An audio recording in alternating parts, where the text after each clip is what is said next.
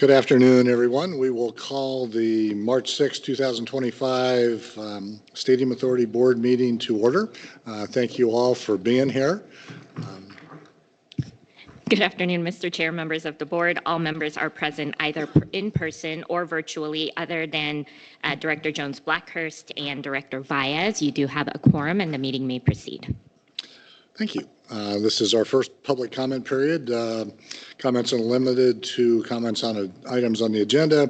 If someone wants to address the board, we ask that you contain your remarks to 3 minutes and please identify yourself at the mic. So anybody would like to address the board? Good afternoon. Good afternoon, Alexander Marc with Schools Over Stadiums. First, while we're busy fighting yet another set of billionaires in Carson City, let me assure you we haven't forgotten about you all and remain fully committed to blocking the use of public funds for this misguided stadium project. Second, I want to provide this body with an update on what's been happening across the state since for the last 2 years you've ignored every economic fact debunking this project. 2 years ago, Governor Lombardo and the legislature handed John Fisher $380 million in public funding. Now, 2 years later, they're attempting to give $1.65 billion in tax cuts to Hollywoods. And what is Governor Lombardo offering our kids? $2. That's right, $2. His current budget increases education funding by just $2 per pupil. Schools Over Stadiums here to call the question on Nevada's priorities. Where has Nevada put our efforts and money while Nevada ranks 48th in the nation with the largest class sizes and highest rate of educator vacancies? Stadiums and studios. We have warned that the stadium project and any like it would drain funds from schools and essential services, and we were right. The governor proposes just $2 per student. Again, $2 per student.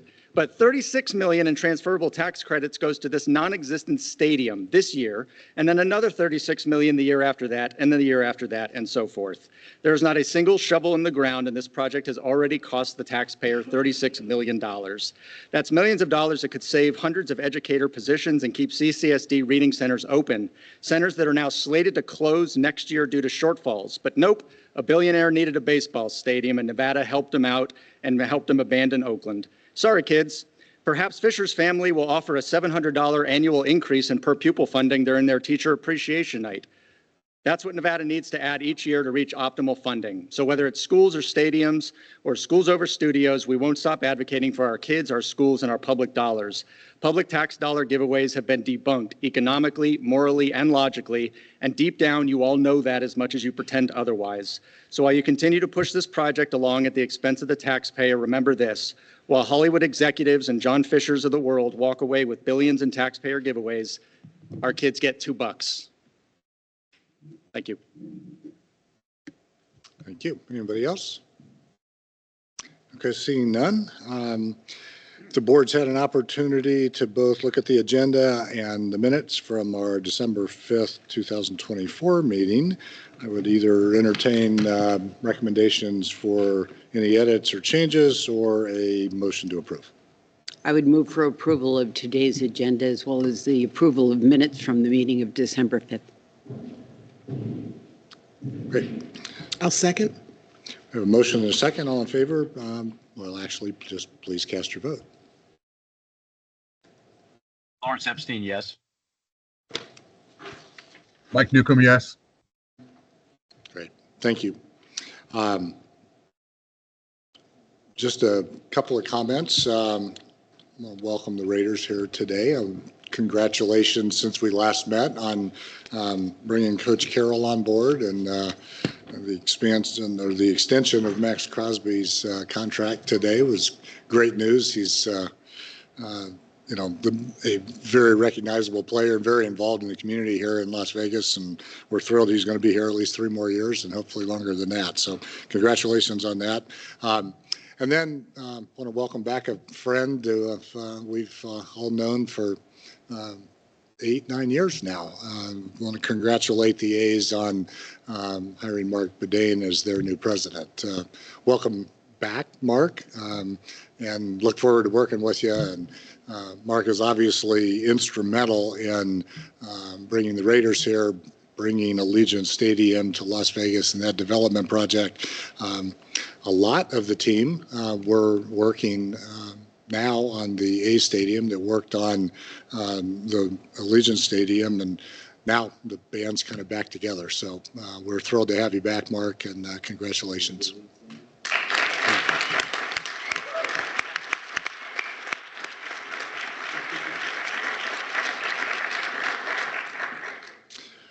And with that, we will open agenda item 1 and turn it over to Mr. Finger.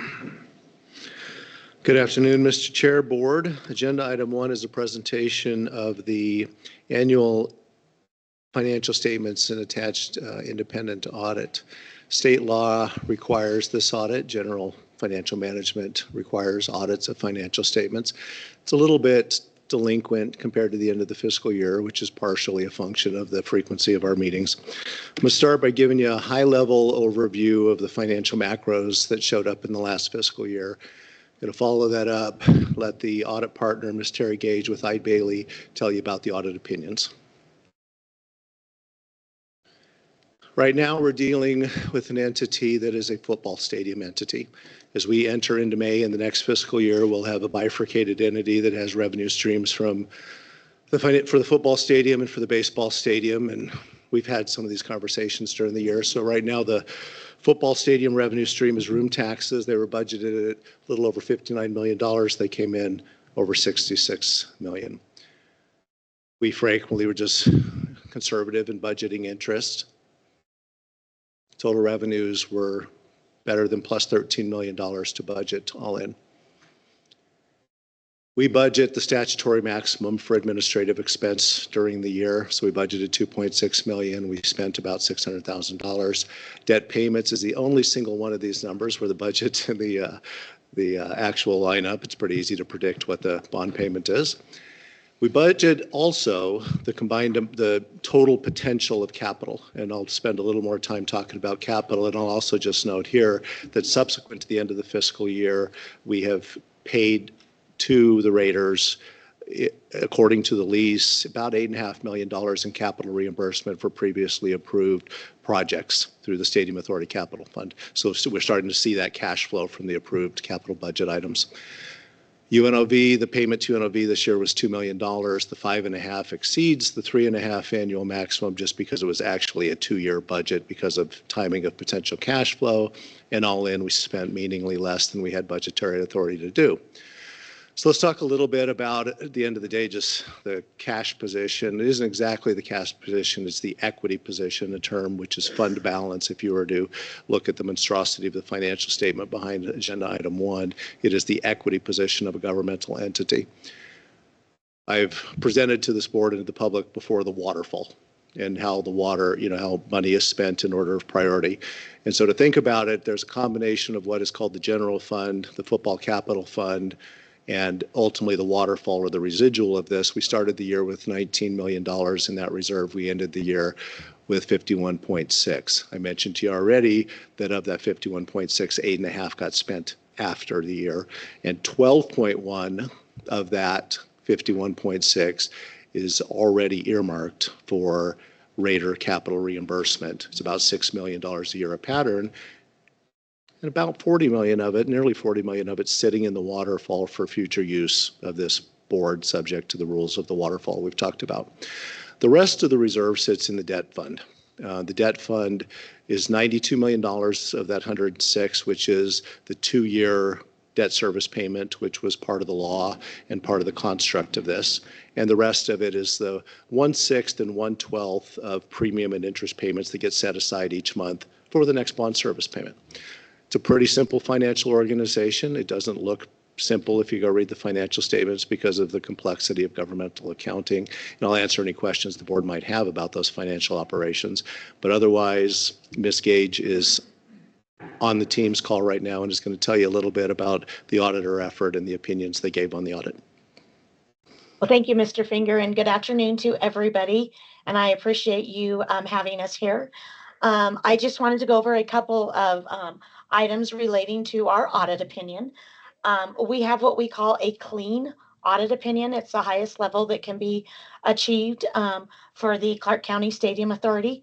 We say that your financial statements are fairly presented in all material respects. The as of June 30th, 2024. So once again, the highest level that can be achieved. So we certainly thank all of the staff with the Stadium Authority and at Clark County that assist with putting together this financial statement. The opinion goes on to discuss your responsibilities. These are your financial statements. Our responsibility is to provide the opinion over these financial statements. We also perform procedures in compliance with Nevada Revised Statute and Nevada Administrative Code. I'm extremely happy to report that we did not have any statute noncompliance this last fiscal year. So I think the authority and all of the staff did a great job to ensure compliance with Nevada revised statutes. There is a report at the back of your audit that is a report over internal controls over financial reporting. And I'm also extremely happy to say that you did not have any items that we felt needed disclosed in that report. So we call them material weaknesses or significant deficiencies, and you did not have any of those items as of the year ended June 30th, 2024.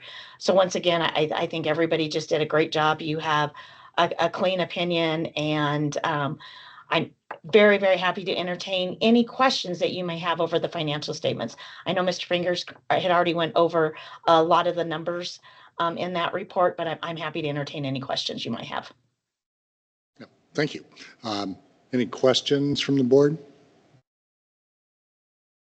Okay, thanks very much. We appreciate your work. Thank you.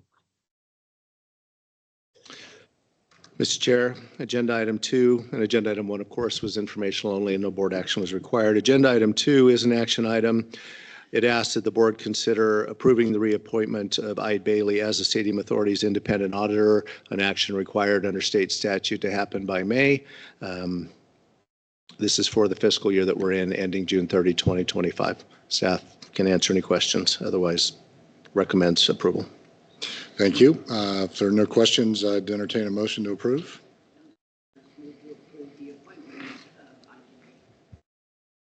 I have a motion. Do we have a second? Second. Please cast your vote.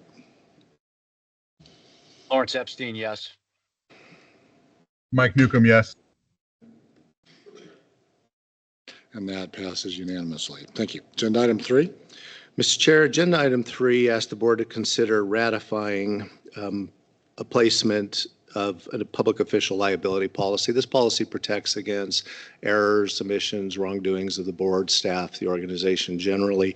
This is the same policy that the board approved last year. I placed it in between board meetings because of the timing of it, so this asks for ratification of an action that's already occurred. Staff recommends approval. Entertain a motion to approve.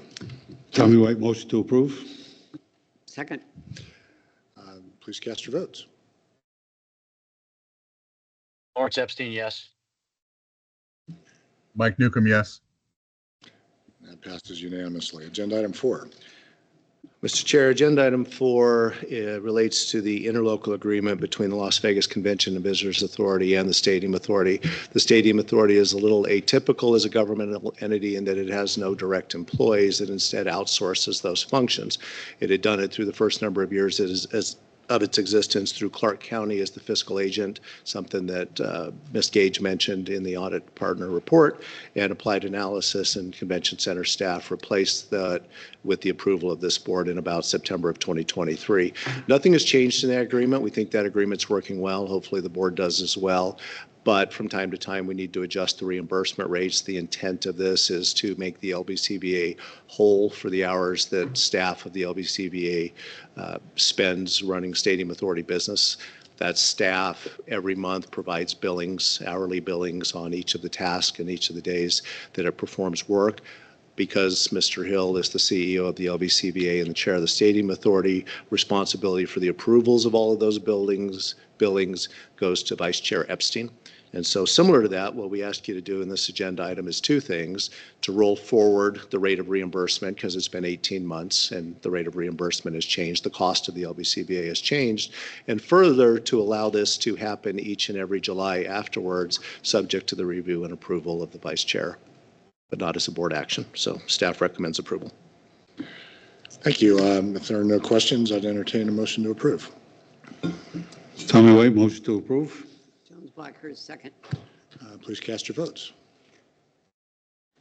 Lawrence Epstein, yes. Mike Newcomb, yes. And that passes unanimously. Agenda item 5. Board members, Senate Bill 1 of the 2016 special session requires a community oversight committee to carry out the community benefits plan for the football stadium, Allegiant Stadium, and to enforce the provisions of the community benefits plan. This committee met on January 28th of this year, and Director Weekly, as the committee's chair, presided over the meeting and will now provide a report. Thank you so much, Badain. Thank you, Mr. Chairman. Before I give this report, I just want to say I'm actually sitting here starstruck today. I have a rare sighting of Tommy White, and I just don't know what to do with myself right now. And so, yeah, I'm going to get to this report as best as I can, so I'll beg you all's indulgence. He has friends out there, so I'm going to tread very lightly. Mr. Chair, members of the board, the Allegiant Stadium Community Oversight Committee job is to oversee the Raiders' compliance with the community benefit plan. I'll remind the board that under this plan, small business and workforce development requirements were required during the original stadium construction, which the Raiders exceeded. Ongoing operational workplace diversity and workforce development is required, including maintaining at least a 55% diverse workforce in stadium operations. The plan also requires the Raiders to engage in charitable and civic engagements and endeavors. The Raiders now must comply with the plan and report their compliance to the Stadium Committee, Community Oversight Committee. The committee met on January 28th, and the Raiders provided their calendar year report. As always, there was meaningful public comment before the meeting, and several people spoke. Rachel Skidmore, Director of the Las Vegas Metropolitan Police Department, Office of Community Engagement; Yvette Williams, Chair of the Clark County Black Caucus and Executive Director of its sponsored program, the Black Student Union Network; Christina Alden, Board Member of the Avery Burton Foundation; Chris Salas, if you will, Founder of the Ability Center of Southern Nevada; Shalimar Cabrera, Executive Director of U.S. Vets; Gabriela Sandoval with the American Cancer Society; Jenny Fay, Community Engagement and Development Director, and Olive Crest; and Quinn Weathers, Senior Director of Mission Delivery and Operations at Make-A-Wish, Nevada. They all told touching stories about their organizations and the Raiders' meaningful support and engagement with them. As usual, I was impressed with the community's story of the Raiders' efforts. Now, the committee's single agenda item was a presentation on the Raiders' community benefits plan, led by Raiders' very own Piper Overstreet White, the Vice President of Government and Community Relations for the Raiders. And I must add, Piper and her team did a fantastic job. I was just with Piper up in Carson City at the legislature, along with board member Rose McKinney James, and I can tell you these phenomenal women are doing some great work on behalf of the great state of Nevada. So Piper, it's no surprise you gave a great report with your team, and we thank you. The Raiders, they provided us with an impact playbook, and for all of you, there's one right in front of you. And for those of you all interested in seeing a copy of this, you can Google it by going to the 2024 Raiders Impact Report. All right. The Raiders continue to exceed the requirements of the Community Benefits Agreement. It was an excellent and thorough presentation, and I'll give you a few highlights of Piper and her team's presentation, Mr. Chair. The Raiders rank in the 90th percentile of workforce diversity in the NFL. ASM Global's workforce diversity is 81%, with 50% female representation in leadership roles. 58% of Silver and Black's hospitality vendors are women or minority-owned, and 73% of their hours worked are by diverse employees. They are involved in workforce development, including with the UNLV School of Hospitality. The Raiders donated over $1.7 million to various nonprofit activities through direct giving and in-kind. Raiders Foundation also donated $1.5 million to local schools and nonprofits, $500,000 to the Legal Aid of Southern Nevada Resiliency and Justice Center, and $500,000 in grants to 40 other community organizations. The organization was involved in 48 community events, including youth development activities, military support, civic engagement activities, holiday meal packing, back-to-school haircuts, Nevada Reading Week, and school career fairs. They hosted 70 Raider junior training camps for local kids and donated uniforms uniform equipment, and Raiders game day experiences. They continue to have serious sustainability goals, excuse me, and manage Allegiant well regarding energy, emission, water efficiency, and waste diversion. Again, Mr. Chairman, it'd take me another hour to tell the story of all the good work that they're doing. They're involved in youth sports, education, community, and just addressing a whole lot of our community needs. When Piper and her team were done, I asked them how the current DEI climate would affect the Raiders' mission. They told the committee that they would continue with their DEI efforts and increase awareness of continuous need for progress. I told them how much that meant to me and how important that is to the Raiders, for the Raiders who are here in Las Vegas. I said to them, good people don't stop doing the right thing when the wind changes. They lean into it. Mr. Chair, on behalf of the committee, I'd like to express my admiration for the Raiders. Impressive report. They're meeting the responsibilities of the Community Benefits Agreement and continue to try to set the bar higher. I commend the Raiders for their service to the community. And of course, there is no action required by the board, but I'll entertain any questions if anybody have any. Thank My you, report. Dr. Weekly. Thank you. Any questions for Dr. Weekly? Mr. Chairman, I don't have questions, but I do want to at least express my appreciation for the work that was undertaken with the committee. I think what they've done is extremely impressive. And when you say set a high bar, they've certainly done that. In particular, I'm obviously focused, as you might imagine, on the work that they've done around sustainability in the community, and appreciate some of the creative collaboration that they've undertaken with various other government entities. And I think it is very helpful for us to display a commitment in this way because of the importance of the presence that they now have in the community. So congratulations on a solid and positive report, and I appreciate it.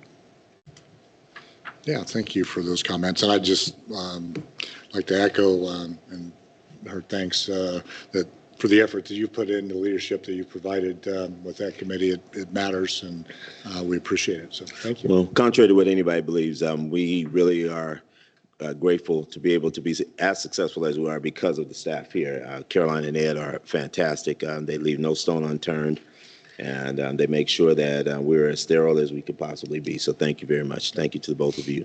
They also look spectacular. Oh, my God. Ed with a tie on, man. Okay. Thank you very much. Right. Agenda item 6, Mr. Finger. Or Ms. Bateman. Mr. Chair, Senate Bill 1 of the 2023 special session of the Nevada Legislature requires the creation of a Community Benefits Oversight Committee to oversee the implementation and administration of the Community Benefits Agreement for the baseball stadium, which the board approved during its March 21st, 2024 meeting. The committee must consist of 7 members as appointed by certain named state and Clark County leaders, as well as this board. Staff has received the following appointments. The governor has appointed Hugh Sinek, president of HKS Strategies. The Senate Majority Leader has appointed Mrs. Angela Castro, deputy CEO of the Regional Transportation Commission of Southern Nevada. The Speaker of the Assembly has appointed Mr. C.H. Miller, president and CEO of the Urban Chamber. The Clark County Board of County Commissioners has appointed Dr. Tia Mathis, Deputy State Treasurer, and Mr. Mike Shannon, Clark County District F Liaison. This board is responsible for appointing the final 2 members to this committee. Staff assessed over 2 dozen very strong interested persons and had discussions with many of the board members. After reviewing the appointees from the other appointing parties and their respective backgrounds and community involvement, staff recommends the appointment of Dr. Darion Pollard, President of Nevada State College, and Janet Quintero, Vice President of External Affairs for the United Way of Southern Nevada. Additionally, Senate Bill 1 requires that one of the 2 Stadium Authority appointees serve as the committee chair. Staff recommends that the board appoints Dr. Pollard as the committee chair. This is an action item, Mr. Chair. Staff is happy to answer any questions, and it recommends approval. Thank you, Ms. Bateman. Any questions or comments from the board? If there are none, I'd entertain a motion. McKinney James moves for approval of the appointments. Jones Blackhurst seconds. Please cast your votes. Lawrence Epstein, yes. Mike Newcomb, yes. Great. Congratulations to the entire committee and certainly to Dr. Pollard and Ms. Quintero. We thank them for all of them for their willingness to serve. It looks like a great committee, and we're excited to get that started. So thank you, and thank you for the work that you did in allowing this to happen. So appreciate it. Mr. Chair, the only thing I'd add to that item is that a director unique to the baseball committee needs to be appointed under the law. Did you say that? Yeah, okay, fair enough. We are going to post on the website a application of interest and gather interested parties. And this board ultimately has the appointing power for that director. And we will solicit, we will again evaluate candidates. We will use this newly seated committee to get their feedback about who their director will be and make recommendations to this board about who the director could be, probably at the May board meeting. Okay, great. Thank you. Okay, agenda item 7. Welcome to the A's. Sandy, welcome. Good to see you. Thank you. It's nice to be here. We've had a lot of meetings where we've gone through some long documents. I think today is going to be a little more fun. And a few things. One, thanks for recognizing Marc Badain. We're just super pleased that he's agreed to join us. We have a lot to do on our project, and he's going to really be a great addition. And we appreciate him taking on the lead. I can say also, I'm still going to remain involved, and you guys will still see me. So we have enough work for all of us, probably. Thanks for getting the Oversight Committee formed and seated. We really appreciate that, and we're looking forward to engaging on that right away. A couple of updates. The team has, it's been a little while since we've been together in person, and we've extended our manager. We've signed a couple of players. We have some other news coming. So there's a lot of positive things going on with the A's. They're in spring training in Arizona right now, and the mood of the team is, I think, really very positive. I want to mention that we're going to begin our priority access campaign for tickets starting on Saturday at 9 o'clock on the internet. If you go to athletics.com/Vegas, people can sign up. There is the ability for Clark County residents to have a priority access position for tickets, and that'll start on Saturday. With that, I'm really excited to have the chance to introduce two of our architects, Frankie Sharp and Emily Luchar. And Frankie is the director of sports for the Bjarke Ingels group. Bjarke Ingels group is our lead designer. And Emily is the director of interiors with HNTB. HNTB, of course, was very involved with Allegiant. And they're going to serve as our architect of record and also our sports hospitality designer.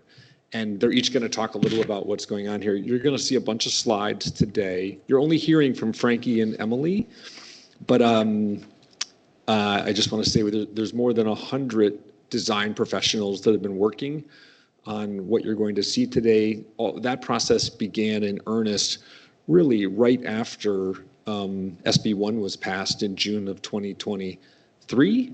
And we did a design competition and then brought HNTB and Bjarke Ingels group together. And the work you're going to see today represents many thousands of hours of labor from a large team, all of whom have been devoted to trying to come up with something that's going to be truly spectacular for Las Vegas. Thanks. I'll just say finally, thanks for having us and for all of the engagement and support over our journey here together in the last 18 or more months. So with that, I think Frankie's going to start. Thank you.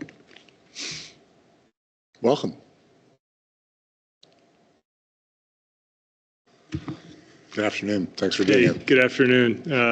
Just want to start by saying thank you to all of you as well. Echo Sandy's comments for having us.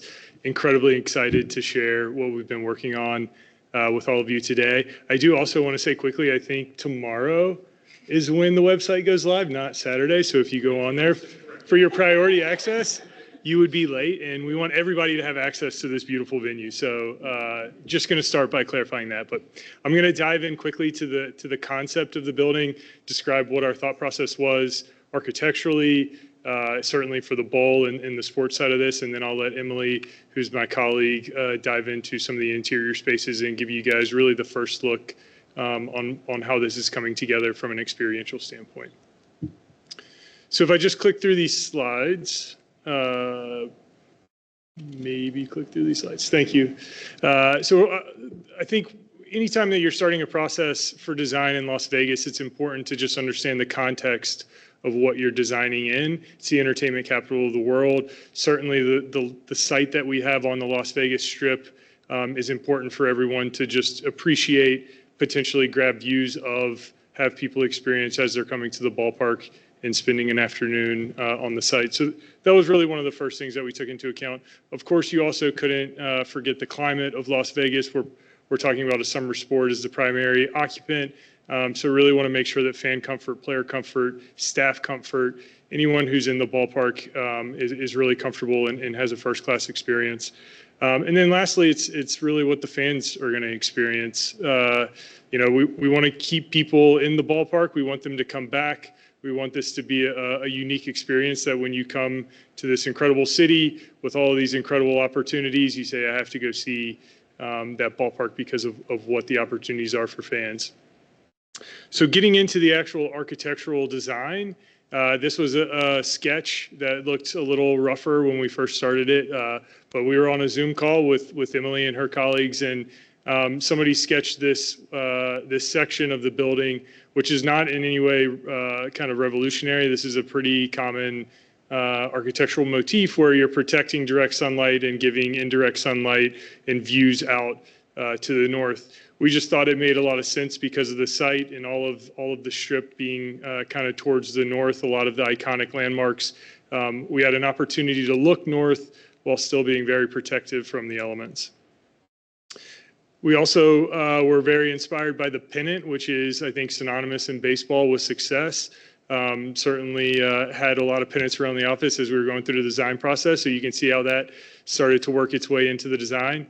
There was also a piece of art that we also really took some inspiration from, mostly because this painting, if you can call it that, it was really about the kind of cuts in the canvas and creating something with that moment, as opposed to putting something on the canvas itself. So what those openings do for the overall piece. So turn that into a circle, you start to see the pennants come back, and you really get that kind of form and iconic landmark, we think, for the city that you see in some of these images. So this is an updated rendering from Las Vegas Boulevard. This is a section of the building as it stands right now, and what I hope is clear is that section sketch that we worked out right at the beginning of the design is still very much intact in the current design of the building. So very protective. All the seats and field will be protected from the sun, but still very much allowing views out to the north. So this is a zoom in of that roof. It's actually a system of metal panels. It looks very decorative. The reason for that is that 4 panels kind of stack up on one corner, so you have one connection point. It's a very rational system, but we certainly like the effect that it gives architecturally as well. And then this is the other half of that diagram showing some views out of the Claire stories, those 3 smaller blue arrows at the top, and then one large, very big opening right above the main concourse on the north side of the building, looking out towards the strip. This is a zoom in of just how that detail kind of works out around the cable net window, the glass window. You can see the ETFE Claire story in the top, and then the metal roof system over to the sides.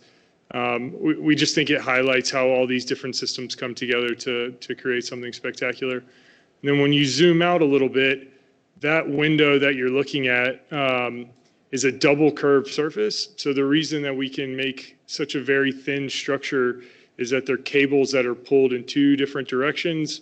You know, one's curving in plan, one's curving in section. So just it creates a really stiff, structurally sound wall that doesn't require a lot of big, bulky structure. So when you're sitting in the bowl, you'll see out towards the strip to the northwest. This view is actually kind of sitting somewhere close to the Las Vegas Boulevard and Tropicana Ave corner. So we're kind of looking back southeast from the northwest corner of the site. This is like our main entrance, let's call it, into the building. We have another entrance on the south side as well. But this one certainly feels like the grand entrance coming through the cable net, and Emily can talk more about that in a second. This is a view from home plate down in the lower bowl, looking out. You can see New York there, and the MGM recognizable through the window.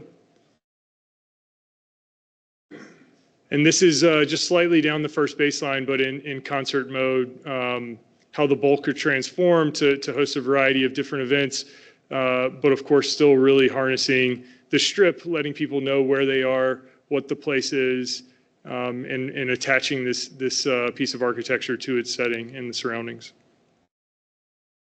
And then this is a view from Tropicana, looking back at the ballpark. It's probably also a good time to mention that we did these renderings without anything else on site. Maybe that's obvious. There's a lot of ongoing work for site improvements. We're just not showing those today as those continue to develop, but that is something that's worth pointing out right now.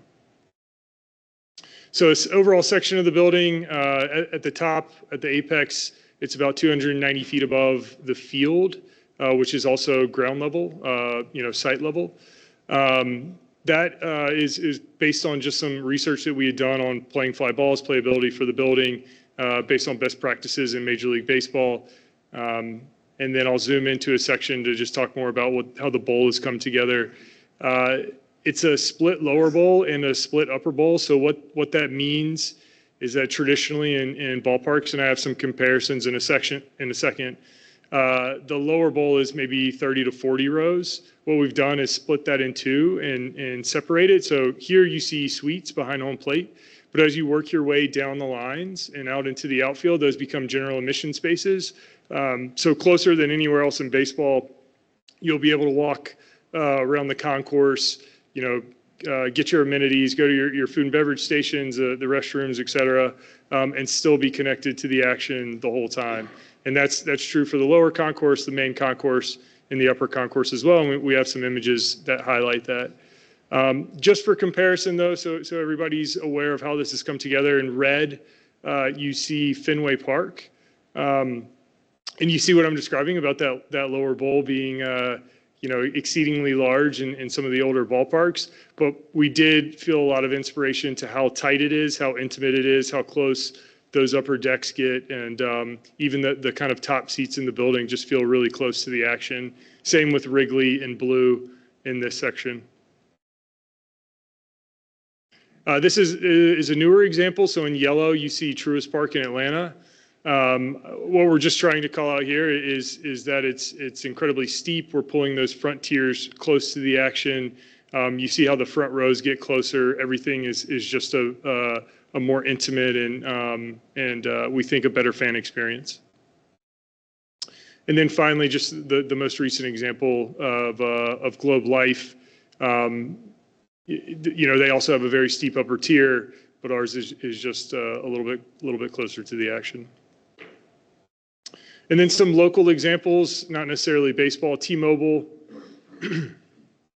And so you can see our kind of main concourse lower bowl. If you were to split theirs into two, that's how ours kind of arrived at the current section.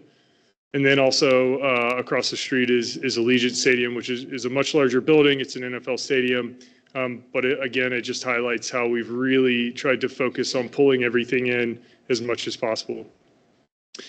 And so with that, I'm going to turn it over to Emily, who can now walk you through some of the experiences and hopefully describe more about what's going on inside the building.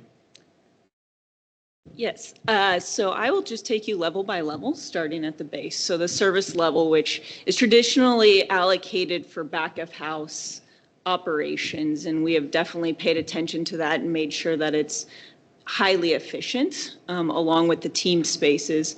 But what we really wanted to do is make sure that we can infuse that patron experience wherever there's opportunity. So when you look at home plate, on either side in that green are the home team and visiting team clubhouses. And we wanted to make sure that we could connect fans to the players. So you'll see that there's a premium opportunity there, where people could literally be next to the players. And even in the outfield, I'm really trying to maximize that toes on the turf field experience with social zones there at in lots of different ways. And so starting at this, knowing that this is the new home for the A's, starting with their clubhouse, and that mention, as I had said, of making sure that we're connecting the fans to the players. We think about these spaces, these interior environments, and really making sure that there's enhanced food and beverage experiences that are unlike anything other, and making sure that that experience is memorable for all fans. And then even in the outfield is wide view where you're actually on the field in the outfield right next to the fence, where you can enjoy that experience and think about that social aspect there. And then on the lower concourse level, so this is right below where Frankie was mentioning that entry point for patrons, is that 20 rows back where all fans can actually be so close to the action. And thinking about that in different seating experiences, so that you've got throughout the ballpark 17 plus different seating environments, 9 different social zones and club areas, different group seating products that are in the 20 range, but really trying to think about how you can socialize, get your food and beverage, as well as still be game connected. And then even in the outfield, where the bullpens are, we looked at how we could stack those 2 bullpens and really surround that with patron experiences. So there's going to be seats, standing zones, a really social environment, again, while you're still connected to the game itself. And as you go up a level on the main concourse, this is again where patrons are entering into the building at that glass wall on the north as well as on the south. I think a key thing to point out is on both concourses, we're very conscious of making sure that there's a 360 circulation, so that it's a seamless entry, walk around the ballpark experience, each of the food and beverage zones. Another thing, as Frankie was mentioning with the seating bowl, of breaking that seating bowl, it allows that whenever you're in the concourse, you always have a view back to the field. So you never leave that game connected environment, which I think is so key to just making sure that you're always in that lively experience, as well as still getting the amenities, restrooms, food, etc., throughout the game. And so when you look, this would be right past that glass wall on the south, or on the north, but you're right at the main entry. And one of the key things here is pointing out that as a fan, you can actually see the entire seating bowl. You can see every level. And so it really orients you if you're a first time coming to the ballpark.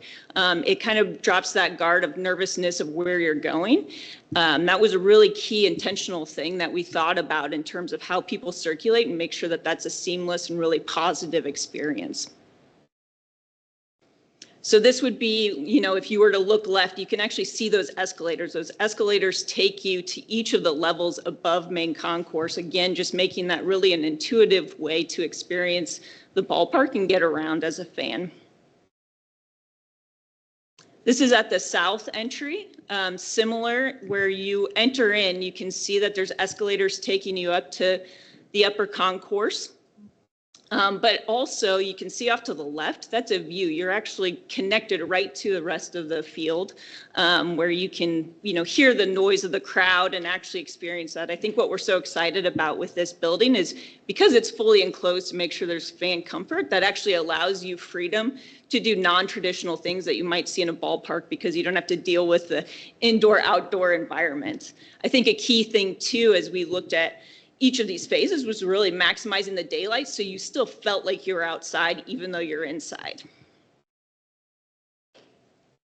So this is a view at that south, so right after you came in from that entry, there's actually this social zone where you can get food and beverage. It's terrace seating where people can stand, hang out. You've got a variety of different seats throughout there with food and beverage amenities, all while you're connected right to the game off to the right there. And then when we think about the main concourse with the food and beverage and restrooms, we spent a lot of time thinking about making sure that those flow really well. It's going to be a lot of fans. You want to make sure that that's seamless food and beverage. As we work through that, we'll make sure that we've provided a framework that can take on the newest technology for food and beverage transactions, as well as any partnerships when we think about different types of food and beverage offerings throughout there. I think too, as we were working through both the exterior, interior together with the building, was making sure that these food and beverage zones actually are deep enough where you can be out of the fray of circulation, where people can still socialize, take a moment to grab food and beverage, and still, again, as you see in that view, you're actually still connected to the game itself. So you're never disconnected from that ballpark experience. And then going up a level at the terrace level, similarly, this is, I think an opportunity where when you think of the outfield, it is the unique area where you can really have a lot of fun with different seating experiences. We wanted to make sure that we casted a wide net of ensuring that there's something for everyone and that you could have a different experience every time you come to the ballpark. So off to the left, you can see those seats around the bullpens. Right in the center, you can see that food and beverage space that's right on the field where you're standing right at the field wall. And then up at the at the main concourse, you can see that glass wall, and people right as they came in at the north are standing right at that entry and able to just look out before they go to their seat. And then going up to the upper concourse, though you can see it makes a U shape, the circulation really makes it a connected 360 environment. So again, there's never a dead end for any patron. It just makes it an easy way to get in and around the ballpark. And similarly, those experiences at that upper concourse, one, as Frankie had shown on those sections, it's not far from the field. You're super close, and the food and beverage amenities are very similar. So have those atrium market-like experiences that still allow for a seamless experience for those fans. And particularly a super fun spot is this off on the right field is this social gathering zone where you can get this great view out into Las Vegas, as well as still have a great view to the field and the ballpark itself. And then that upper deck where there's this standing social zone, you could imagine, so this is looking back at home plate and all of those seating tiers and how each of that is all connected back to the field. It's just a really great shot and glimpse of just seeing how exciting and vibrant this ballpark's going to be. And then just another view back at home plate, looking back out and seeing all the variety of seating in the outfield.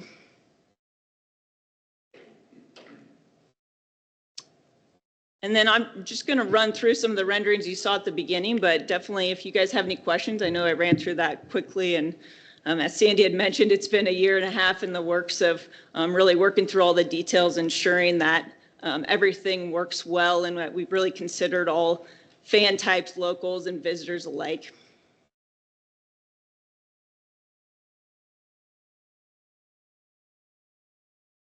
Yeah, just wanted to say thanks again. That's it for us, but happy to answer any questions, or we can turn it over to whoever's next. Yeah, great. Thank you for being here. It's great. Questions from the board? Looks awesome. Yeah, it is really great. One quick question. Do you have a seat count yet? Or still working on that? Yeah, I should have said that. 30,000 seats with 3,000 standing room positions in a lot of those social spaces that you saw. So 33,000 total capacity. Yeah, terrific. Great. Yeah. Thank you very much. Thanks for your work. We look forward to seeing that actually take place. Thank you.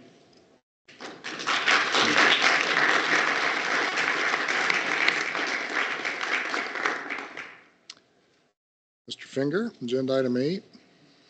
Mr. Chair, the pace of development predicts April earth movement, June foundational work on the project. Our fiscal year, as I mentioned earlier, ends June 30th. I referenced the football revenue stream earlier, told you there'd be a baseball revenue stream that showed up later. And I'll remind you from earlier presentations, there's a sports entertainment improvement district that's created on the footprint of this project. It captures taxes and fees generated by it, and that money is used for the public contribution to the ballpark. So with all of that said, we start to get taxable activity through the placement of insurance policies, through the introduction of construction materials and the associated sales tax. So agenda item 8 asks you to augment the fiscal year 2025 budget. When we started this fiscal year, we weren't ready for the pace and didn't have a budget ready for this. And it just allows for the collection of revenue should they be introduced in this fiscal year and the potential expenditure towards the project. You will see this manifest more meaningfully, this being the project and the budget, in the fiscal year 2026 budget that I bring to you in May. This is an action item and staff recommends approval. If there are no questions, I'd entertain a motion to approve. Tommy White, motion to approve. And a second? Second. Thank you. Please cast your votes. Lawrence Epstein, yes. Mike Newcomb, yes. And that passes unanimously. Thank you. Agenda item 9. Mr. Chair, agenda item 9 relates to the Allegiant Stadium capital program. According to the lease, and the Raiders bring to us annually a budget, capital budget for the next year. You approved a 2025 capital budget in December. There were some items that we continued to have conversation on, and staff brings to you today an amendment to that capital plan. Mr. Chris Soteropoulos, Vice President with the Raiders, is here to give you a very brief overview of those capital projects. And when he's done, I'll tell you that staff recommends approval, and Grand Canyon Development Partners, our partner that oversees construction activities and maintenance activities, has reviewed this project list and recommends it as well. Good afternoon, Chris. Welcome. Good afternoon, board. I know, again, the reason why everyone's here today, but really appreciate you guys taking time to kind of look at additional projects that we added. I'm not going to go into detail of each one, but the majority of each project is related to just different things that are going to enhance the guest experience, things that are from a safety and security standpoint are really important, and just projects as we continue to make Allegiant Stadium a premier destination. So I'm happy to answer any questions specifically to any of the projects, but appreciate Ed and the Grand Canyon team for taking the time to go through each one, and I feel like good about kind of each project. Great. Thank you. Any questions for Chris? I would entertain a motion for approval. Tommy White, motion to approve. McKinney James, second. Motion and second. Please cast your votes. Lawrence Epstein, yes.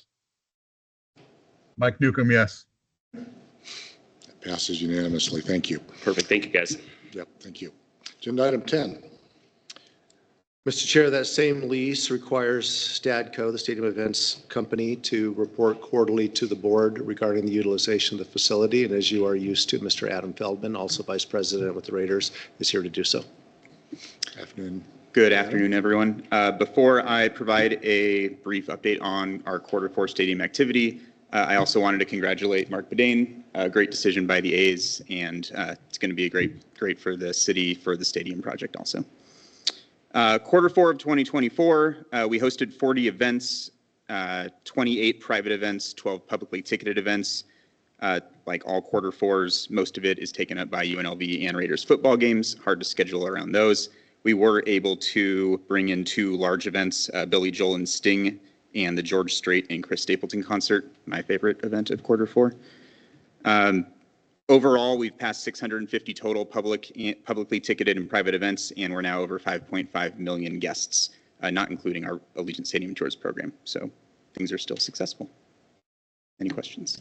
Yeah, thank you, Adam. I'll just point out that you continue to well outperform our initial expectations at the stadium, which were a little over 450,000 incremental visitors a year, and we're in the 750 to 800,000 range on a regular basis. So we appreciate that, and keep up the good work. Thank you. Thanks. That brings us to our final public comment period for this meeting. Again, public's welcome to address the board on any issue that we have jurisdiction over. Please limit your comments to 3 minutes, and please identify yourself when you come to the mic. Anybody wish to address the board? Okay, seeing none, the meeting is adjourned. Thanks very much, everybody. Appreciate you all being here.